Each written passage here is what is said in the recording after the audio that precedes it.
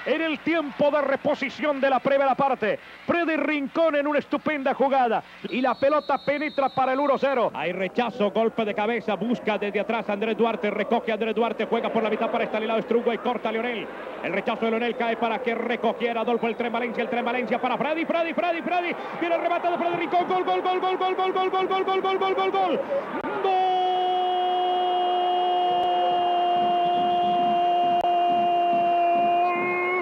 De Colombia, gol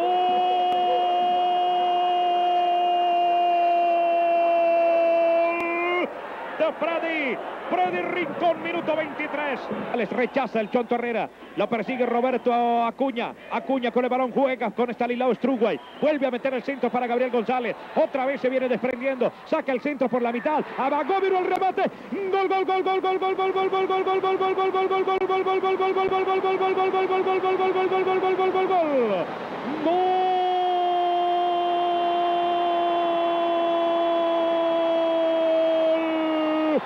de Paraguay,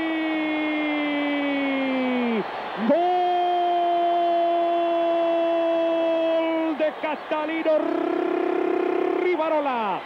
Catalino Rivarola le da el empate. Gabriel González descolgada por la izquierda. Carlos Muñoz devolviendo, pelota que cae para que recogiera de nuevo el jugador Iván Hurtado y lo deja para Clever Chalala, perdió, la jugó en el medio Dunga. Pelota para que recoja Bebeto de larga distancia, viene el tiro de Bebeto, gol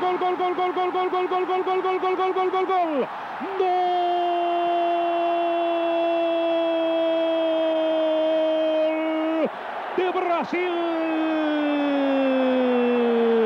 gol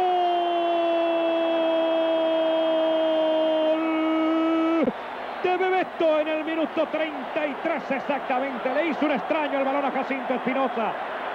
Brasil 1, Ecuador 0.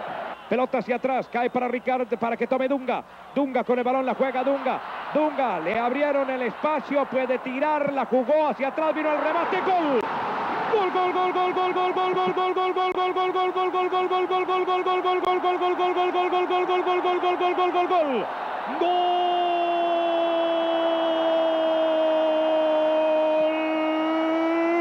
De Brasil,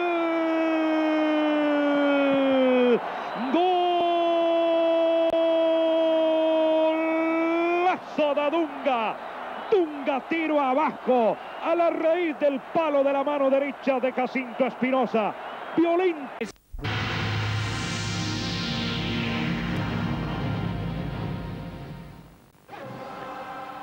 Denmark against Lithuania in World Cup Group 3, a very important match for the European champions, and a return to the international stage for Michael Laudrup. Playing in this match with brother Brian, it's 3 years since Michael Laudrup represented Denmark. Since then, of course, the Danes have become European champions. Well, will they qualify for the World Cup finals? That's got to be in doubt, but they were determined to put a few goals past Lithuania, who they lost a valuable point to last September. 12 minutes gone, and the opening goal simply had to come. Michael Laudrup racing down on the left-hand side, putting a cross in, and Lars Olsen with the finish. 12 minutes gone, and the experienced Lars Olsen on the end of this fine move. Header on by Brian Laudrup, the volley a sweet one, and the opening goal. Really, Drintra Staves had no chance. 2-0, and a fine goal it was as well. Brian Laudrup this time with the corner, Frank Pigal with the second, and that was the breathing space the Danes needed. 4 minutes before half-time, Brian Laudrup with the corner, and Pigal with the volley. Lars Olsen from midfield had a significant role, and the Danes' claim for a penalty were denied there when the foul on Arsenal's John Jensen by Stasis Baranslata. But Denmark soon in scoring action once again. After 62 minutes they were to get a free kick in a very dangerous position. Michael Laudrup with the clever touch to brother Brian, on loan to AC Milan, but making no mistake with the finish. Through a crowd of players, Denmark 3, Lithuania 0.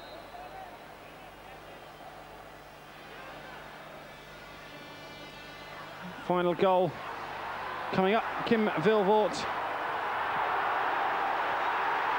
with a very clever goal after Frank Pigel had made the back flick. And the Danes celebrate a fine victory. Remember though, it's still going to be hard for them to qualify.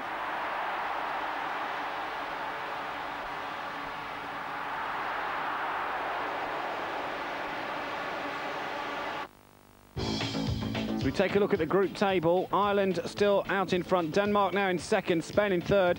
3 games each for those 3. And the last game for Denmark away to Spain. So it's very tight indeed at the top. Ireland look in good shape though.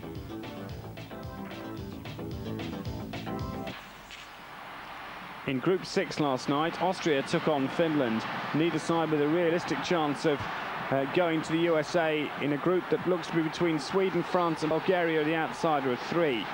27 minutes gone though, and Austria, who were out for revenge for a defeat by Finland earlier in the competition, Dieter Kubauer with the opening goal. Sweden and France, who drew 1-1 in this group on Sunday, have the upper hand. But certainly Austria, who with this victory go now to 6 points,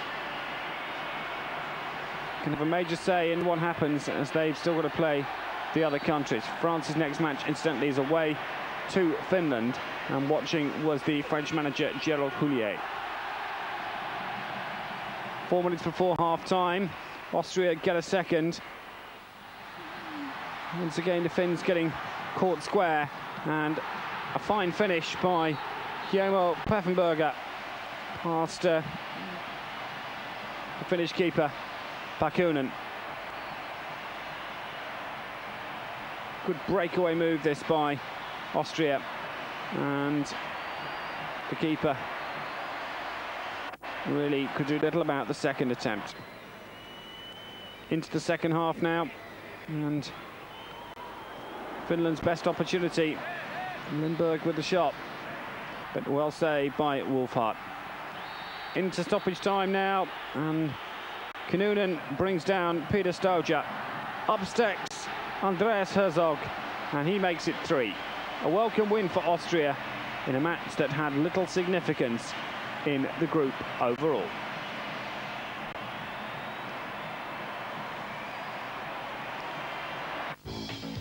Well, our confirmation of the group table. Sweden and France, who drew 1-1, as I said, on Sunday, head the table. Bulgaria in third. Big games coming up. Bulgaria against Sweden, and their final game, Bulgaria, is away to France. So they've got it in their own hands.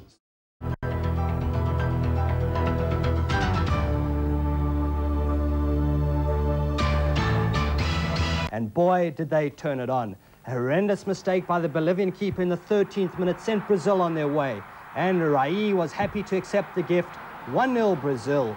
Beto and Muller gave the Bolivia's defense a torrid time. And it was Muller who scored Brazil's second in the 19th minute, heading home from the perfect cross. It was a feast after that, Brazil going on to demolish the Bolivians 6-0. Uruguay, meanwhile, kept their slim World Cup hopes alive. 4-0 winners over Venezuela in Montevideo. And this is what it looks like in Group B. Brazil need 3 points from their remaining 2 games to be assured of qualifying. Bolivia, on the other hand, needing just 1 from their last 2 games.